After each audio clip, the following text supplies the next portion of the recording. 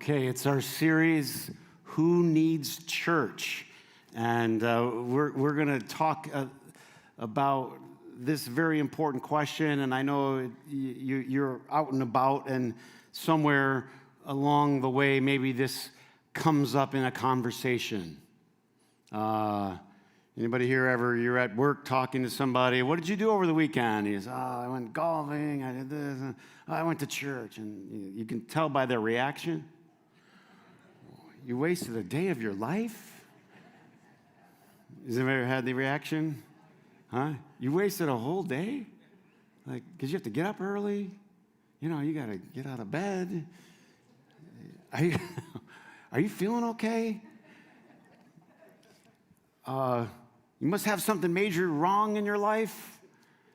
Anybody ever had the reaction?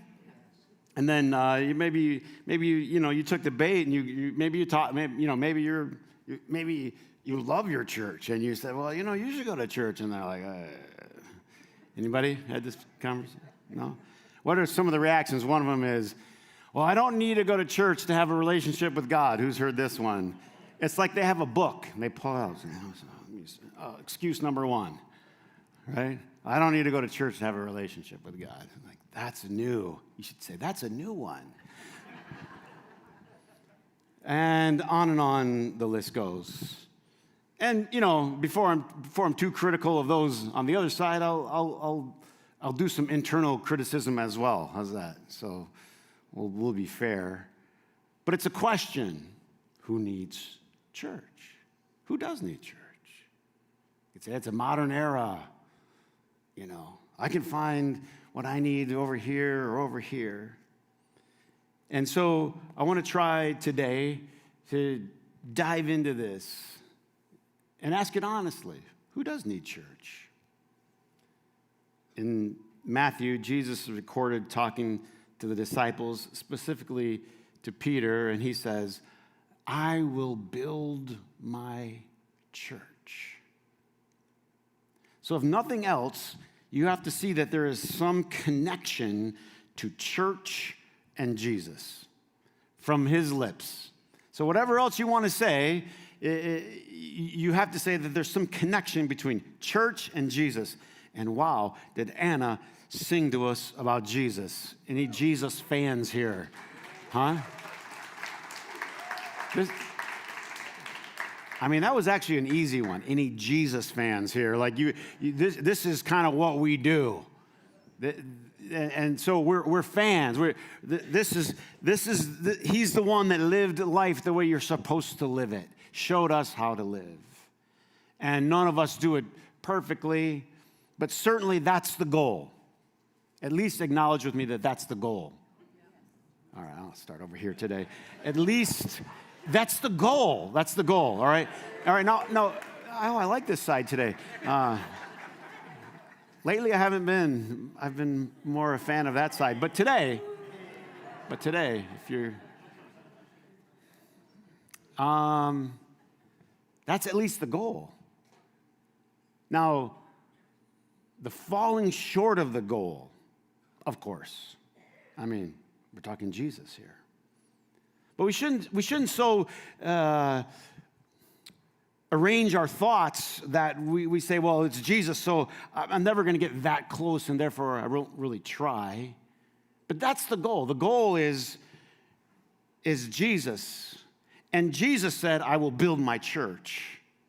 And the church is his group, his people. Later became known as his body, the body. Jesus leaves, the Holy Spirit comes, and the church, the followers, are his body that remains on the earth. Think about that. How does Jesus bless the world today? Through you and me. We're the hands, the feet of Jesus to our world. So, today I want to ask this question, who needs church?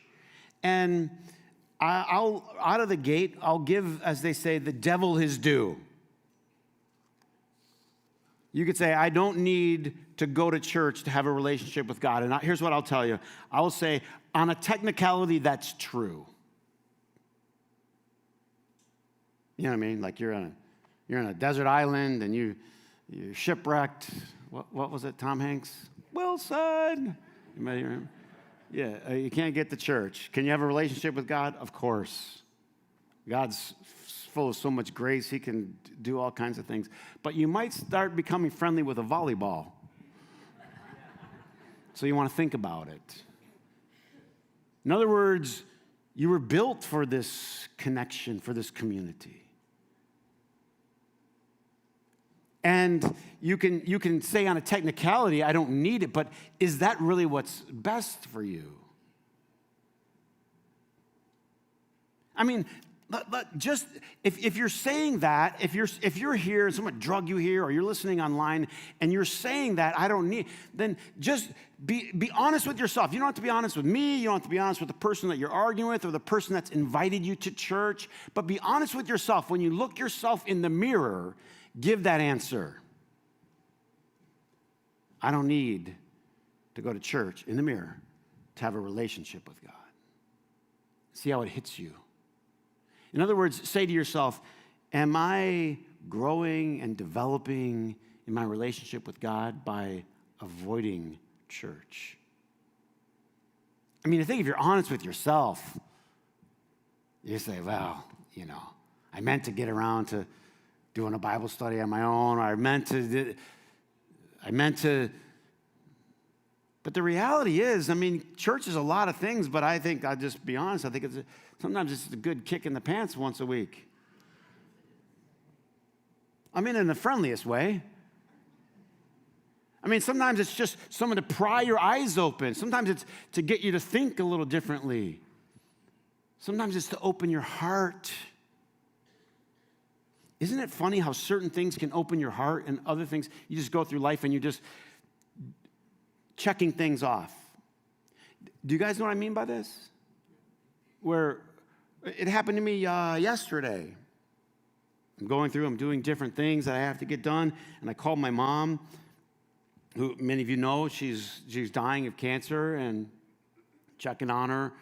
My sister's there with her, but I try to check in when I'm not there, and how's it going? And she was telling me, she's getting a little bit weaker, and she's losing her ability to get into her walker to get to the bathroom, and it's very difficult. Obviously, there's dignity involved in that, and I said, Mom, I'm so sorry, because now we're going to have to carry her to the bathroom, and you don't want your kids to carry you to the bathroom,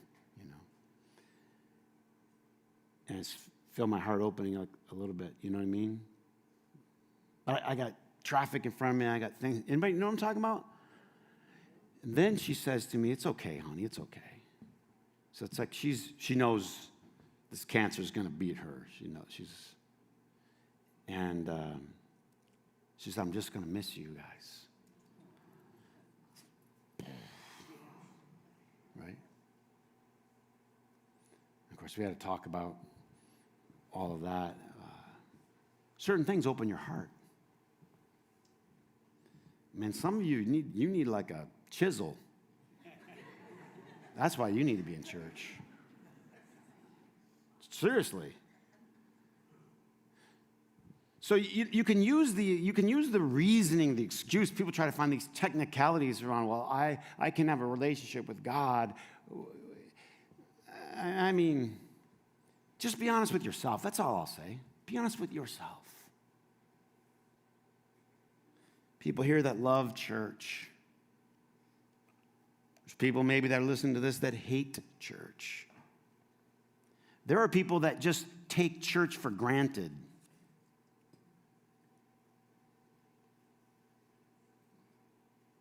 But I will say this. You could dislike church or take church for granted, but isn't it really hard to dislike somebody who's Christ-like? Do you know any Christ-like people? I mean, no one's perfectly, but I mean, they just seem to model the Savior in the way that they live their life. They're hard to dislike. I mean, they could even root for Ohio State or something, and you still, like, you like them. It's like, God, what is this?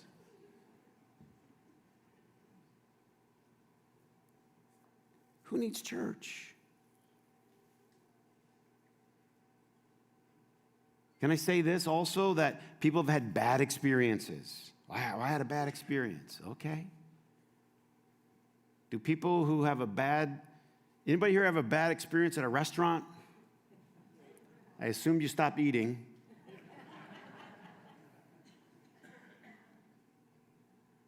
Oh, you didn't stop eating?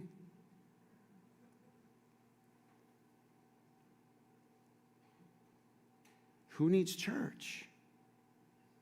I'm going to just say the craziest thing. Everybody. Absolutely everybody. And I'm going to tell you why. You can do a blog and think I'm crazy.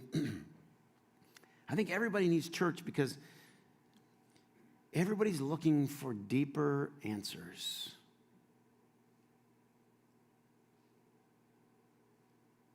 These are answers to things that aren't talked about. You know, like if you're looking for an answer for something, like what do we do today if you're looking for an answer?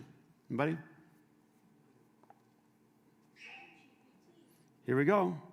I'm going to look right here. I already heard Google and Chat GPT, and so I just pull one up here, and I'm going to do a little Google search. Should I ask Google for personal advice? So when I'm asking Google, should I ask Google for personal advice? Using Google or AI for personal advice is best for brainstorming, finding resources, or initial research. But it should not replace human judgment. It often lacks context, emotional nuance. Are you going with this? At least Google's honest about the fact that Google doesn't have the answers. But we're all looking for answers. The other day I saw, did you guys watch the splashdown when they came back to Earth? Oh, man. And the commander, Wiseman, Reid Wiseman, right? He gets to this press conference and he's talking about his experience, and he says, "We splashed down. We flew around the moon. We come back. We splash down. We get put on this ship." And he says the most unbelievable thing that is the crux of what I'm trying to say in this series. I think we have a picture of him. You can see. This is what he said. I want you to leave it there. I'm not really a religious person. What? But. This is for your friend. They invite him to church. I'm not really a religious person. She's like, neither was this brainiac. I'm not really a religious person. But what's coming? I just had some kind of experience. I'm not really a religious person. This is for all the non-religious people out there. But, he said, after this trip, can you guys throw it up there?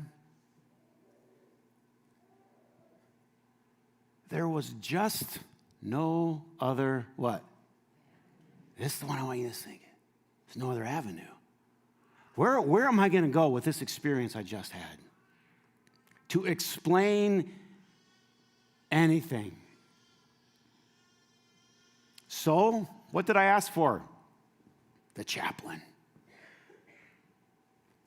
He asked, can I see the chaplain?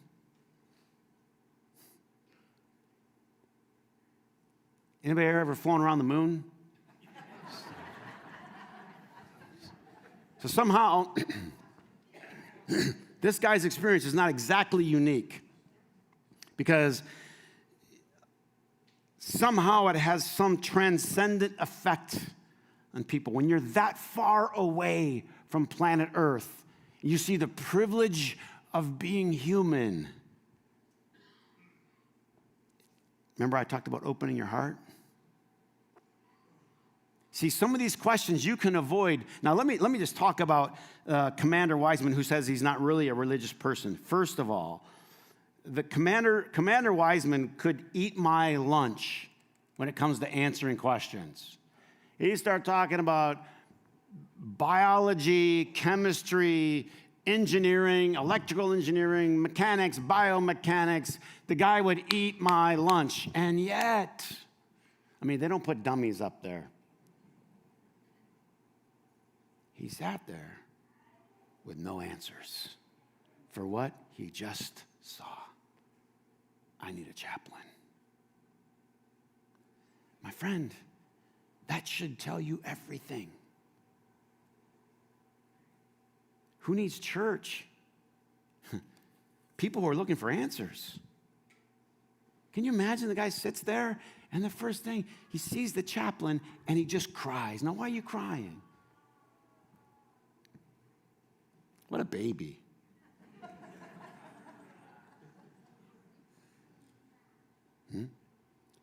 Think that's what all the macho astronauts were saying to him?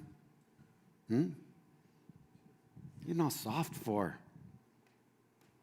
No, man. Something transcendent pierced his soul. Hey, you can cover it up as much as you can cover it up in fantasy football. You can cover it up in the stock market. You can cover it up in all the shallow ways that you don't want to acknowledge the deep questions. But my friend, if you put your rear end on a rocket ship, it's going to pierce right through. You got to answer some of those questions. Can I paraphrase?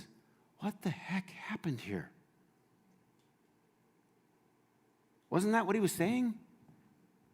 However many thousands of miles he is out in space, what in the world happened here? I mean, I know what I can repeat that I read in a textbook, but when you're out there and you're watching it all, just, what? Here's a question. Whose idea was this? Not how does it rotate and what is the axis and what is the spin rate and what is velocity and what is normal and just, who thought of this? There's a question. I don't think it comes up in astronaut class. I've never been. You don't dare ask those kinds of questions because they go right past this and right into this. You see, we need church because people have these questions. Not just people on rocket ships. And can I even say this, that not only is the church here to answer that question, but the church is here to help you ask the question. Some people, it's there to be asked, but they so muddy their life in activity, and they so muddy their schedule and everything else that they just avoid the deeper questions. Perhaps this guy avoided them too. I don't know. I'm casting no judgment. I need to see a chaplain.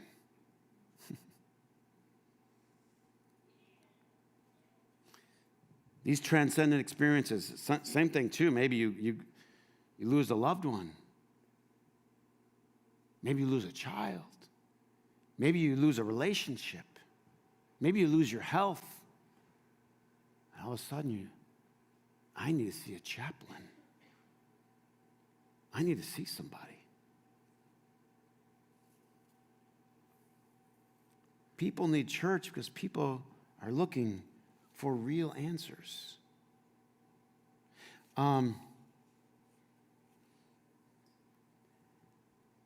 Answers to real questions, the profound ones.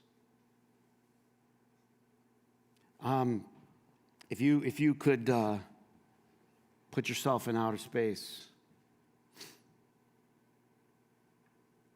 I think that the experience is so overwhelming that it short circuits all the simple answers that you put in little categories. And all of a sudden, you need more. You know, when Jesus would teach, like at the end of his famous Sermon on the Mount, Matthew 7, at the very end, he tells the story of the two houses, one built on the rock and one built on the sand. And when it's all over, it's like a grand finale. And this is how it ends. It says, and Jesus taught like a man who had authority, not like the rest of the teachers in that day, the scribes. It was like this, when he spoke, it had gravitas. It carried weight. It connected. It landed. And the reason that Jesus spoke with authority was not because he pushed himself up, he puffed himself up, because he had a cool hat.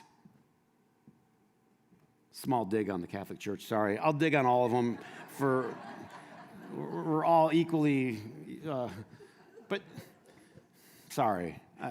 My Catholic friends, I love you. I really didn't mean that. It's a general dig to all of us pompous pastors, okay? But come on. Is that why they listened to Jesus? Because of the robe? Was it the way he ascended or descended some stairs? I mean, the guy had nothing. He had nothing going.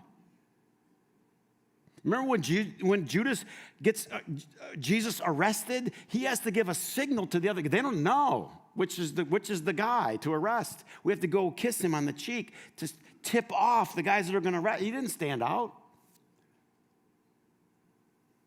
I mean, I know in a lot of the Jesus movies, he stands out. He's the guy wearing white and kind of elevated a little bit. But now he was just one of the group. But then when he spoke, boom, boom.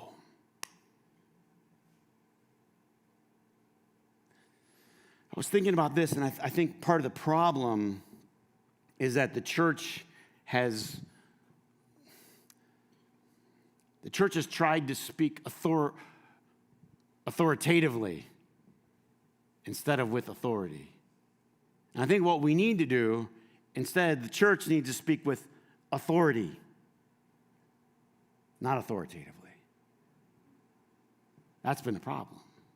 You know, when you don't really have something good to say, then you say it really loud, and you puff yourself up, and you get a costume, and you stand up taller, and you do all these mechanics to make it feel like... And by the way, since I'm picking on the church, let me pick on the non-church. Talk about authoritatively. Some of the science community, some of the nonsense that's coming out, it's just unbelievable. And they just try to puff themselves up. And go look up the definition of authoritatively. That'll be a fun afternoon. But it's a person that speaks with a lot of confidence and a lot of bravado and a lot of this to make themselves believable. Jesus just spoke with authority. It was boom. Why is this so important? Because people need real answers to real questions. In the book of Romans, there's an interesting little connection, a little series that Paul runs us through in Romans chapter 10. I put it up on the screen for you. He says, how can they call on the one they've not believed in? And how can they believe in one of whom they have not heard? And how can they hear without someone preaching to them? So, in other words, how are you going to put faith in something that you don't know anything about? And that if you don't hear about it, you can't put your faith in it. And how are you going to hear about it unless someone preaches it to you? Now, let's just do a little dissection here. The goal is that you can put your faith in. You can trust him, but you have to hear about it first. And to hear about it, you got to have someone preaching it. Now, it's not a word I use a lot because the whole preaching thing kind of has a bad connotation today, doesn't it? Like, doesn't it or no? Like, as a preacher. Like, so my sweet grandma, she'd always like, It's my grandson. He's a preacher. Yeah, he's a preacher. So you're so proud, We're in the nursing home at the very end, We'd go in the living room and all the people would come down and say, it's my grandson. He's a preacher. He's got a big church in Bldg. She'd tell him how big it was. He's a preacher. I'd slink down in my chair. He's a preacher. Yeah, you kind of run out of time trying to reclaim good words. Do you know what I mean? Because it's water under the bridge. I don't want to spend my whole life trying to reclaim the word preacher. Obviously, it's not something I refer to myself as. However,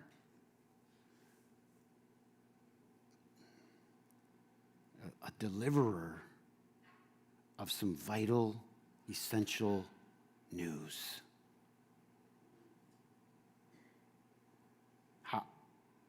How important is it that we deliver this essential news? And then Paul went on to just crown it off, and he said, how beautiful are the feet of those who bring good news. It makes you think of, like, in ancient cultures when someone would run with some news. Hey, we have been freed from this. Hey, you no longer have to serve this distant king. I mean, you might have lived in this village and you served a king that was 400 miles away, but you didn't know you didn't have to serve him anymore until somebody ran and delivered the news, and their feet were all broken up and they were battered and bloody and dusty. You said, look at those feet. They brought me the good news. We're free. That'll change your idea of what a preacher is. You know why we need church? Can I say this crazy statement? Because people need to be preached at. That's crazy. Huh? Somebody said to me today before the service, I got here early and hardly anyone here. One of the first people walked in.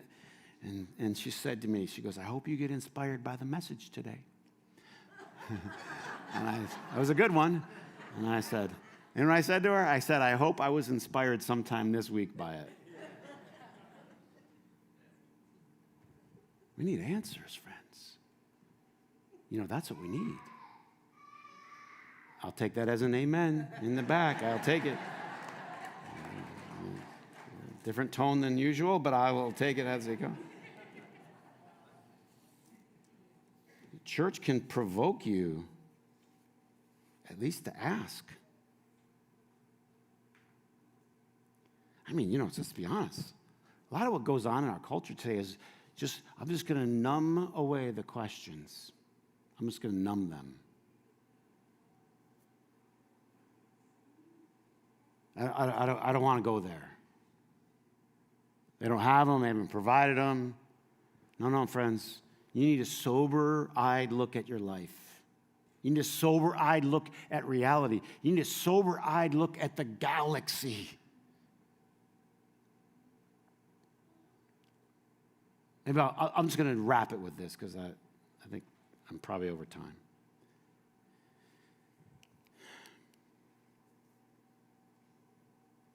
This isn't about getting credit. Unfortunately, somewhere along the line, people thought, well, you go to church, you get credit, and God's happy with you. If you don't, he's mad at you. He's got some kind of an attendance book. I know this because I see you guys at Kroger. And I can tell if you were here last week or not, based on the way you look at me. And I could tell with the excuse you're thinking of, well, I can watch you making it up. Did I give him that one last time? Look, it's deeper than that. The church. Paul said it this way. 2 Corinthians 4, I think verse 7. There's a treasure in these jars of clay. Who's the jar of clay? Well, people like me, people like you, the church. The treasure is the message, the answer, Christ. That's an unbelievable treasure, but it's the jar that's so brown and so broken up.